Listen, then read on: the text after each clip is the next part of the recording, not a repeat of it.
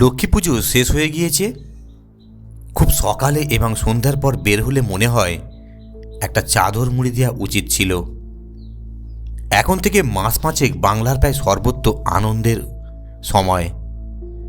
ঢেঁকির চল তো উঠেই গিয়েছে, না হলে এই সময় অনেক বাড়ি থেকে ঢেঁকির শব্দ শোনা যেত। সৌদামিনী দেবীর স্নান পুজো ইত্যাদি শেষ হয়ে গিয়েছে। তিনি গায়ের নামাবলী গুছিয়ে তুলে রাখলেন। এমন সময় বাইরে কে ঠাকুমা বলে ডাকলো। ঠাকুমা দরজা খুলে উঠোনে এসে দাঁড়ালেন। ইদানিং চোখে একটু ঝাপসা দেখতে আরম্ভ করেছেন।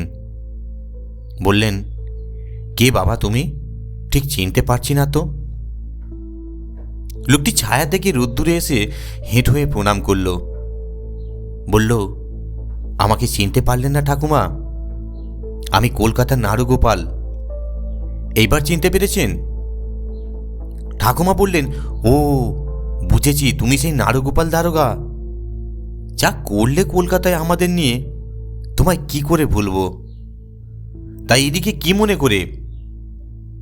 বিকাশ এসেছে তো আপনার সঙ্গে? কোথায় উঠেছে? আপনার সঙ্গে ভারী একটা গোপনীয় কথা বলবার আছে। ঠাকুমা বললেন, তাহলে আগে দাওয়ায় বসে জল টল খাও। না না, জুতো খুলতে হবে না। আমাকে যতটা পুরাতন মনে করছো ততটা আমি নই। ওই ভাঙা চেয়ারটায় বসো। ঠাকুমা পাশের ঘরে চলে গেলেন। তারপর একটা কাঁসার রেখাবিতে 4টে নাড়ু, একটা ফেনি বাতাসা আর 2টো মুড়ির মোয়া এনে দিলেন। বললেন, জল খেয়ে নাও, তারপর কথা হবে। নাড়ুগোপাল বলল, এত কি খাবে? তবে ফেলবো না কিছু, কলকাতায় তো এসব পাবো না। এই বলে এক চুমুকে সব জল খেয়ে বসলো। আর একটু জল লাগবে যে ঠাকুমা, অনেকটা পথ সাইকেল চালিয়ে এসেছি। ঠাকুমা বললেন, তা তুমি উঠেছো কোথায়? এখানে তো হুট বলতে থাকার কোনো জায়গা নেই। আগে একটা হিন্দু নিবাস ছিল, কিন্তু এখন উঠে গেছে। নাড়ুগোপাল বলল, সব বলছি ঠাকুমা, তবে আমার নাম কিন্তু নাড়ুগোপাল নয়, আমার নাম সত্যব্রত দত্ত। ঠাকুমা বললেন, তার মানে তুমি একটি সত্য কথাও বলো না। এখন এই ব্যাপারটা খুলে বলো দেখি। নাড়ুগোপাল ওরূপে সত্যব্রত বলল, ভেবেছিলাম ঠাকুমা আমাকে চিনতে নাও পারেন। বিকাশের সঙ্গে আমার অনেক দিন দেখা নেই, আমরা আলাদা হয়ে গেছি। বিকাশ ঠাকুমার নাতি। ঠাকুমা বললেন, সে কি ঝগড়া টগড়া করনি তো? বিকাশ তো ঝগড়া করার ছেলে নয়। নাড়ুগোপাল বলল, না ঠাকুমা, ও নিয়ে দুর্ভাবনা করবেন না। বিকাশ এখন খুব উঁচুতে উঠে গেছে। সে একবার কলকাতায় এসেছিল 3-4 দিনের জন্যে। তার কাছেই তো আপনার ঠিকানা পেলুম। সেই বলল, আপনি এখন কাশিতেও নেই, কলকাতাতেও নেই। মাঝেরহাট থেকে মাইল 25 দূরে মথুরাপুর গিয়ে বাসা বেঁধেছেন। আপনার এক ভাইপো আছেন আপনার সঙ্গে। গ্রামের নামটা মনে হচ্ছে নতুন। ঠাকুমা বললেন, নতুন হবে না কেন? পার্টিশনের আগে খুবই ছোট গ্রাম ছিল, এখন একে শহর বলাই চলে। ভাবলাম কয়েকদিন ওখানেই থেকে আসি। যতদিন শীত থাকে, বর্ষার সময় না হয় কলকাতায় ফিরে যাব। এই ভাবতে ভাবতে 4 বছর কেটে গেল। তা আমার কথা তো শুনলে, এখন তোমার কথা বলো। নাড়ুগোপাল বলল, আমার এখানে একটা ব্যবসা ফেঁদেছি, তার নাম the Himalayan ploughed and general timber company. ঠাকুমা বললেন, তা বুঝলাম, তুমি একেবারে কেটো হয়ে গিয়েছ, এখন আমার কাছে কি দরকার বলো। নাড়ুগোপাল বলল, কেন ভাড়াচ্ছেন ঠাকুমা? সবই তো বুঝতে পেরেছেন। আপনাদের গ্রাম থেকে চিঠি বেমালুম হাওয়া হয়ে যাচ্ছে, তাছাড়া জাল চিঠিও চলছে খুব। আপনি ধরুন শ্যামপুকুরের যদুবাবুকে চিঠি দিলেন যে তাকে 2000 টাকার অর্ডার দেয়া হচ্ছে, সেই চিঠি তার হাতেই পৌঁছালো না। রামবাবু টেলিগ্রাম পেলেন দেশে তার মাতৃবিয়োগ হয়েছে। তিনি স্ত্রীকে নিয়ে গ্রামে গিয়ে দেখলেন মা তার ঘরের দাওয়ায় এক কোহরা পান্তা ভাত ও ও পলতার বড়া নিয়ে বসেছেন। মা দেখে বললেন, তুই হঠাৎ খবর না দিয়ে? শরীর মন ভালো আছে তো? খবর না দিয়ে এইভাবে বৌমাকে নিয়ে আসতে হয়? তারপর শুনুন ঠাকুমা কি হলো। হরিধন মল্লিকের কাছে টেলিগ্রাম এসেছিল তিনি লটারিতে 5 লাখ টাকা পেয়েছেন। আপনি অমুক তারিখে শহরে গিয়ে এই ঠিকানায় দেখা করবেন। আমাদের বোর্ড মিটিং হবে, সেই দিন আপনাকে টাকাটা দেয়া হবে। হরিধন মল্লিক একটু সাদাসিধে ধরনের লোক, খবর পেয়ে কোনো বাড়তি খবর নেওয়া দরকার মনে করলেন না। ঠিক সময় কলকাতায় গিয়ে দেখলেন ওই ঠিকানায় কোনো বাড়িই নেই, রাস্তাটা আছে এই পর্যন্ত। মুখ শুকনো করে আবার ফিরে এলেন। লোকটার হার্ট খুব ভালো, তাই এ ধাক্কা সামলে গেলেন। তারপর যা হলো ঠাকুমা, সে বড় সাংঘাতিক ব্যাপার। একদিন খুব ভোরে দেখা গেল আপনার বাড়ির 8 মাইলটাকে দূরে যে মজা খালটা আছে তার মধ্যে ঝোপ জঙ্গল থেকে একটি মুন্ডু বেরিয়ে আছে। ছেলেরা পেয়ারা খুঁজতে গিয়ে আবিষ্কার করলো মুন্ডুর সঙ্গে ধরটাও পড়ে আছে। আপনি আসবার আগেই গোপীমোহন রায় নামে এক ভদ্রলোক এখানে বাড়ি করেছিলেন। এটি তার ছোট ভাই গোপেশ্বরের মৃতদেহ। গোপীমোহনবাবু মাঝারি ধরনের জোরদার, কিন্তু লোকে বলে অনেক টাকার মালিক। তেজারতি কারবার আছে, গয়না বন্ধক রেখে লোককে টাকা ধার দেন। কত সুদে সে কথা আপনার এখন শোনবার দরকার নেই। তাছাড়া ঈশ্বরবাবুর কথা হয়তো শুনেছেন। ঈশ্বরবাবু মেয়ের বিয়ের জন্য হন্য হয়ে পড়েছিলেন। পশ্চিমবাংলার লোকেরা এসব ব্যাপারে খুব ভাবে, আমরা বাঙালরা অত ভাবি না বোধ হয়। যা হোক, শেষ পর্যন্ত পাত্র পাওয়া গেল। বিয়ের দিনও ঠিক হলো। খুব ভালো পাত্র বলবো না, তবে পাত্র তো 5,000 টাকা নিয়ে অনেক দিন ধরে দর কষাকষি চলছিল। আসলে মেয়ের বাবার হাতে অত টাকা ছিল না। যাই হোক, তিনি ধার টাকা করে জোগাড় করে ছেলের বাবাকে চিঠি দিলেন, টাকার ব্যবস্থা হয়েছে। যে তারিখে বিয়ে হবার কথা ছিল সেই তারিখে তারা যদি দয়া করে পদতুলি দেন, একটু বেলাবেলি এলে আশীর্বাদও সেরে ফেলা যাবে। মেয়েটি বড় ভালো, বুঝলে, পাড়ার সবাই ভালোবাসত তাকে। পাড়ার ছেলেরা তো বাড়িঘর সাজালো, সামনের দিকটা তো তারাই রং করে দিল। বাজনা বাদ্যি বাজতে লাগলো, লুচি ভাজার গন্ধ নাকে আসতে লাগলো। গ্রামের নিমন্ত্রিতরা সবাই এসে খেলেন, কিন্তু বরের দেখা নেই। বর এলো না, বরযাত্রী এলো না, বরের বাবা এলো না, একটা খবরও কেউ দিল না। মেয়ের মা অনেকক্ষণ আগেই কাঁদতে আরম্ভ করেছিলেন। এখন মেয়ের বাবাও তার সঙ্গে যোগ দিলেন। তখন হলো কি, এই পাড়ায় প্রশান্ত বলে একটি ছেলে থাকতো। তার বাবা মা কেউ ছিল না, মামিমার কাছে থাকতো, কলকাতায় চাকরি করত। লেখাপড়া ভালোই শিখেছিল। পাড়ার ছেলেরা তাকে গিয়ে ধরল। সে বলল, কেউ বিয়ে না করলে অগত্যা আমি আছি। তারা অবশ্য এখন এ গ্রামে থাকে না, তবে ছেলেটি পরে বোধহয় এ নিয়ে মন খারাপ করার কোনো অবসর পায়নি। মেয়েটি বড় লক্ষ্মী আর খুব কাজের। এইরকম জমিয়ে গল্প চলছে, এমন সময় ক্রিং ক্রিং করে সাইকেলের ঘন্টার আওয়াজ হলো। গেট খুলে এক ভদ্রলোক ঢুকলেন। বেশ হৃষ্টপুষ্ট চেহারা, মাথার পিছনে অল্প টাক পড়তে আরম্ভ করেছে। দুদিকেই কানের পাশে কয়েক গাছি করে চুল পেকেছে। হাসি হাসি মুখ, দেখলে মনে হবে উনি গ্রামের মধ্যে একজন শাঁসালো ব্যক্তি, সম্ভবত সবচেয়ে শাঁসালো ব্যক্তি। ঠাকুমা পরিচয় করিয়ে দিলেন, ইনি হচ্ছেন গোপীমোহন বাবু, গোপেশ্বর রায়ের দাদা। ভদ্রলোক খুব হাসি খুশি, কিন্তু ভাই মারা যাবার পর কেমন মুষড়ে পড়েছেন। গোপীমোহন বাবুর কিন্তু মুষড়ে পড়বার কোনো লক্ষণ দেখা গেল না। তিনি বললেন, কি আর বলবো ঠাকুমা, সবই অদৃষ্ট। এই বলে কোঁচার খুঁট দিয়ে শুকনো চোখ একবার মুছে নিলেন। আর বছর পরে আমি যখন থাকতাম না, তখন ভাই তো আমার সব সম্পত্তির মালিক হতো।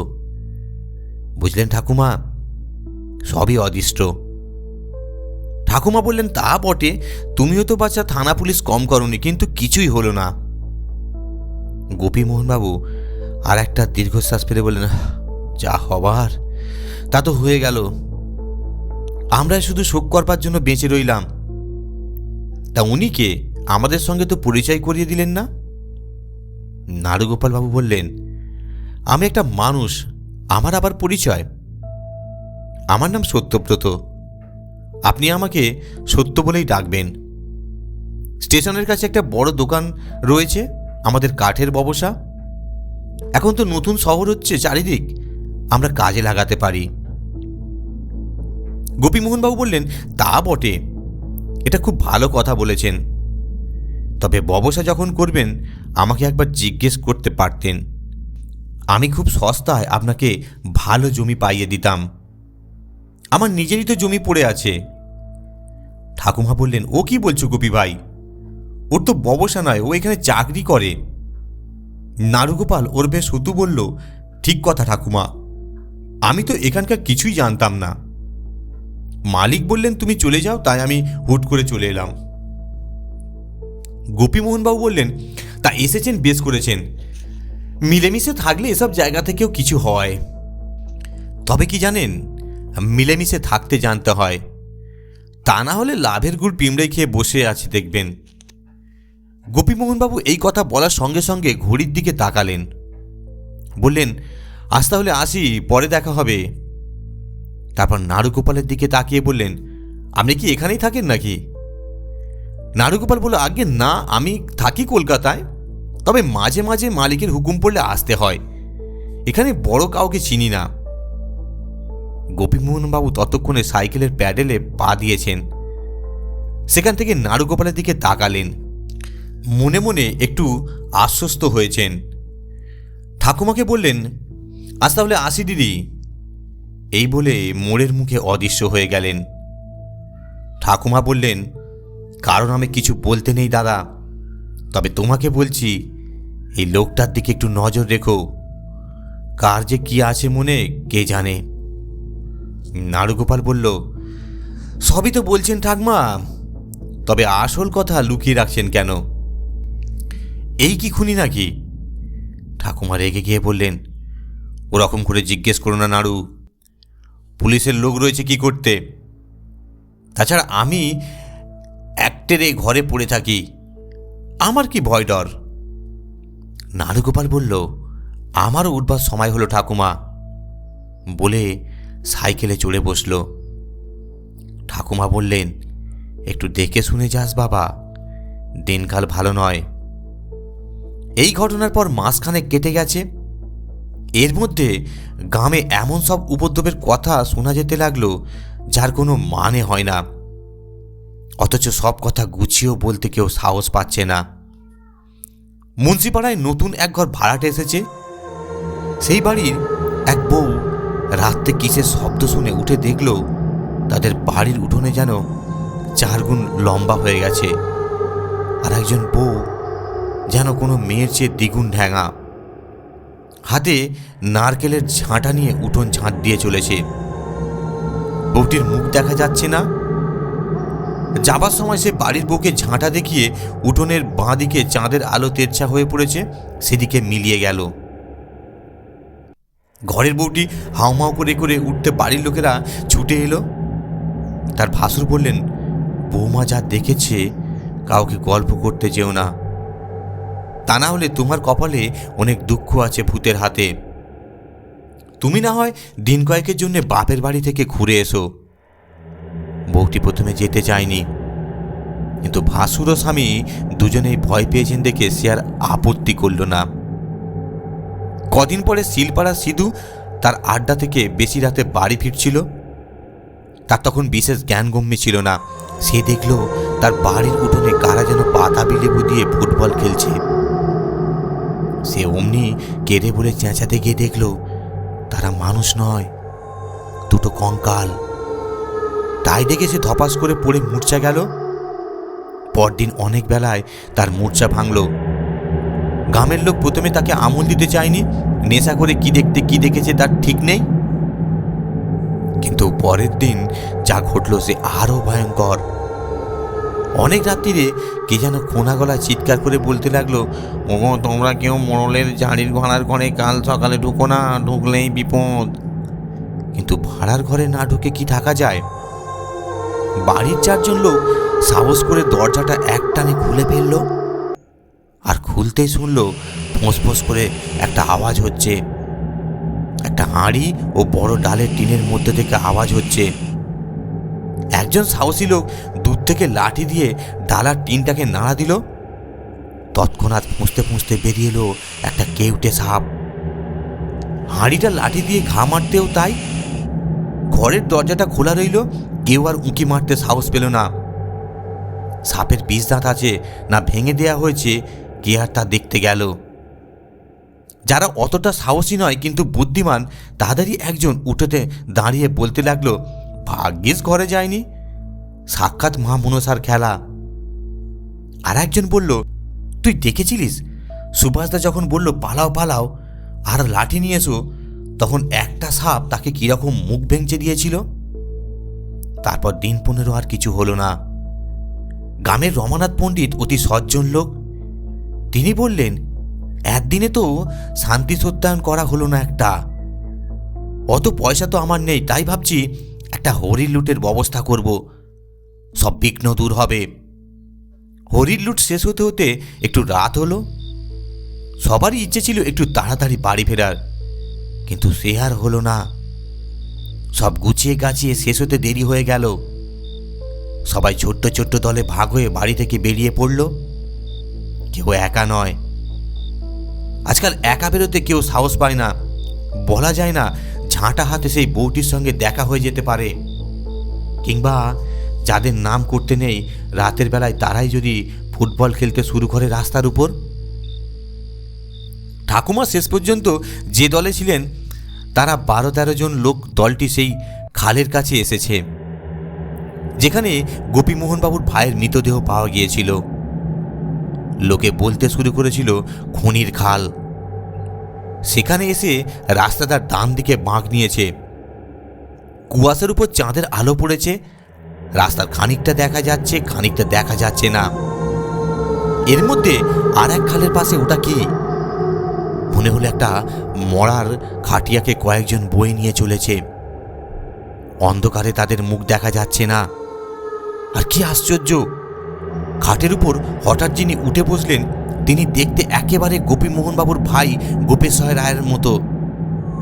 এতদিনে তার তো পুড়ে ছাই হয়ে যাবার কথা। গোপীমোহনবাবু তো সব জায়গাতেই দলপতি। তিনি প্রথম 3 জনের সঙ্গে একটু এগিয়েছিলেন। তিনি পড়তে হঠাৎ থমকে গেলেন। বাকি লোকেরা কেউ কোনো কথা বলছে না। ঠাকুমা শুধু কাঁপা গলায় একবার বললেন, রাম রাম রাম। ঠাকুমার পাশে যে যাচ্ছিল তার নাম দিগ্বিজয় তেওয়ারি। তারা 3 পুরুষ কলকাতায় চাকরি করছে। তার বলা উচিত ছিল রাম নাম সত্য হ্যায়, কিন্তু সে বেমালুম ভুলে গিয়ে বলল, বলো হরি হরি বল। খাটের উপরে সেই মরা। কিন্তু এসব দিকে ভ্রুক্ষেপ না করে আঙুল তুলে গোপীমোহনবাবুকে বলল, বলো দাদা, আমাকে কেন খুন করলে? আমি তোমার কি করেছিলাম?